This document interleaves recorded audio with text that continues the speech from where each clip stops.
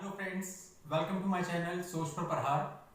जैसे कि दोस्तों आप जानते हैं कि इस चैनल पर हम रेगुलर लेकर के आते हैं लीगल एजुकेशन से रिलेटेड वीडियो। तो आज का जो ये वीडियो है ये है कि क्विक डाइवोर्स कैसे लें।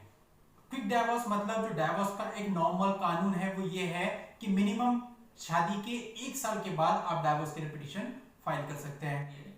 अब क्वेश्चन ये आता है कि यदि कंडीशंस ऐसी हो जिनमें इतना समय ना रुका जा सकता हो तो ऐसे केस में जल्दी डाइवोर्स कैसे लें। जल्दी डाइवोर्स को दो सेंस में समझ सकते हैं आप। पहला ये कि समय कम लगे तो उसको आप क्विक डाइवोर्स कहेंगे कि जिसमें 1 साल आपको वेट करने की जरूरत नहीं है। और दूसरा ये कि जो डाइवोर्स आसानी से मिल जाए उसे भी आप क्विक डाइवोर्स कह सकते हैं, क्योंकि डाइवोर्स के मामलों में मुकदमेबाजी होती है, पैसा भी खर्च होता है, समय भी खर्च होता है, तो वो ना हो तो उसे भी आप क्विक डाइवोर्स की श्रेणी में रख सकते हैं। बाकी कुछ कंडीशंस ऐसी भी होती हैं जिनमें आपको डाइवोर्स लेने की जरूरत नहीं है।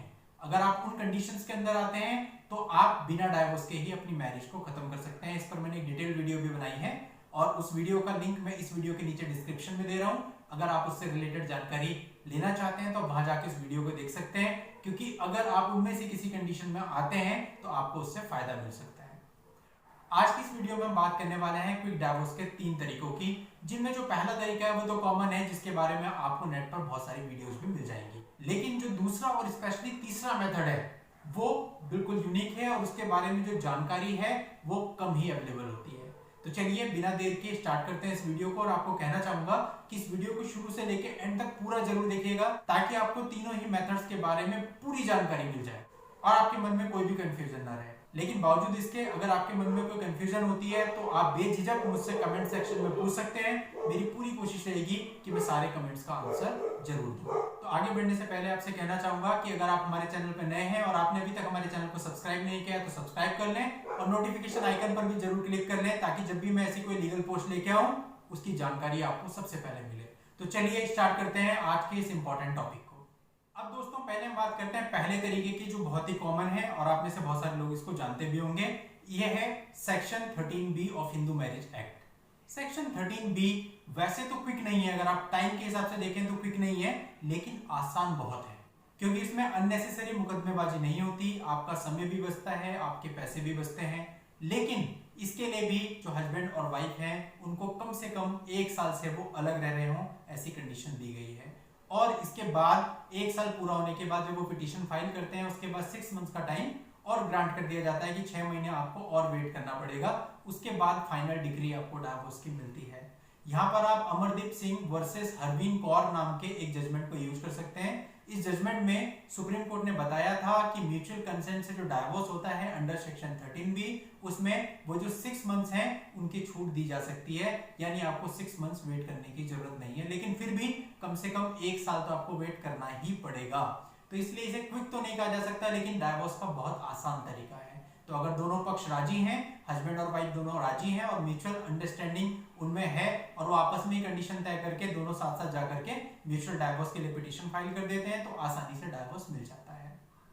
अब क्वेश्चन ये आता है कि अगर हस्बैंड या वाइफ में से एक व्यक्ति डाइवोर्स के लिए राजी नहीं है और दूसरा व्यक्ति डाइवोर्स देना चाहता है, तो ऐसे केस में म्यूचुअल डाइवोर्स तो हो नहीं सकता। और अगर आप कंटेस्टेड डाइवोर्स यानी कि अंडर सेक्शन 13 में डाइवोर्स के लिए पिटीशन फाइल करते हैं तो वहां अगेन फिर वही कंडीशन है कि आपको 1 साल वेट करना पड़ेगा। तो अब मैं आपको कुछ ऐसी कंडीशंस बता रहा हूं जिनमें आपको 1 साल वेट करने की जरूरत नहीं है। अगर आप इन कंडीशंस में आते हैं तो आप अपनी मैरिज को तुरंत खत्म करवा सकते हैं। अब ये कंडीशन क्या होती है? सबसे पहली कंडीशन लड़के के केस में, अगर लड़का इंपोर्टेंट है यानी कि नपुंसकता के कारण अगर विवाह होने के बाद आपका फिजिकल रिलेशन नहीं बन पाया है तो आप उस मैरिज को तुरंत खत्म करवा सकते हैं। इसके अलावा लड़के के केस में यदि उसकी शादी किसी ऐसी लड़की से हो जाती है जो शादी के समय गर्भवती थी किसी और से, तो इसको ग्राउंड बनाकर भी जो लड़का है वो तुरंत अपनी मैरिज को खत्म करा सकता है और इसके लिए उसे 1 साल वेट करने की जरूरत नहीं है। इसके साथ साथ यदि आपका जो विवाह है वो धोखाधड़ी से किया गया है, बलपूर्वक यानी फोर्सफुली किया गया है और आप इसको साबित कर सकते हैं, तो फिर आपको 1 साल वेट करने की जरूरत नहीं है, बल्कि जिस दिन आपकी शादी हुई उसके बाद से 1 साल के अंदर अंदर कभी भी आप इसके लिए पिटीशन फाइल कर सकते हैं और अपनी शादी को खत्म कर सकते हैं। ये सारे जो प्रोविजंस हैं ये सब under section 12 of Hindu marriage act में दिए हुए हैं, क्योंकि इस सेक्शन के अंदर जितनी भी इस टाइप की मैरिजेज होती हैं इनको वॉइडेबल मैरिज कहा जाता है और आप इनको कोर्ट के द्वारा वॉइडेबल घोषित करवा सकते हो। वॉइडेबल मैरिज पे भी मैंने डिटेल्ड वीडियो बनाई है और उस वीडियो का लिंक भी मैं नीचे डिस्क्रिप्शन में दे रहा हूं। आप इसके बारे में और विस्तार पूर्वक जानना चाहते हैं तो आप उस वीडियो को देखकर पूरी जानकारी प्राप्त कर सकते हैं। अब इसके बाद आता है थर्ड मेथड, जो कि इस वीडियो का सबसे इंपॉर्टेंट मेथड होने वाला है। ये मेथड है section 14 of Hindu marriage act.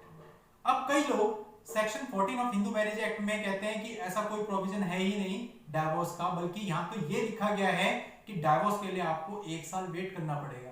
यानी कोर्ट में जब आप पिटीशन डालेंगे तो कोर्ट ऐसी कोई भी पिटीशन आपसे एक्सेप्ट नहीं करेगी जिसमें अभी 1 साल का समय मैरिज को नहीं हुआ है। लेकिन ये इसकी पूरी एक्सप्लेनेशन नहीं है। इस सेक्शन में इस नियम के अपवाद भी दिए गए हैं, एक्सेप्शन दिए गए हैं। अब ये एक्सेप्शन क्या है, इसी में हमारी रेमेडी छुपी हुई है। ये एक्सेप्शन ये कहता है कि यदि विवाह के बाद कोई पक्ष उस विवाह में असाधारण कष्ट भोग रहा है, यानी कि बहुत ज्यादा उसके साथ दुराचारिता की जा रही है, मार पिटाई की जा रही है, इस तरह से उसको कष्ट दिए जा रहे हैं जिसको वो सहन नहीं कर सकता, कोई भी नॉर्मल आदमी सहन नहीं कर सकता, तो ऐसे केस में सेक्शन 14 की एक पिटीशन आप कोर्ट में फाइल करेंगे। हालांकि पिटीशन थोड़ी सी टफ जरूर होती है, कोर्ट इसमें थोड़ा सख्त रहता है, लेकिन ये कानून है। सेक्शन 14 के अंतर्गत आप एक पिटीशन फाइल करेंगे जी मैं असाधारण कष्ट भोग रहा हूं इस विवाह के बाद और इस विवाह में रहना मेरे लिए संभव नहीं है, लिहाजा कोर्ट मुझे परमिशन दे कि मैं तुरंत डाइवोर्स की पिटीशन फाइल कर सकूं।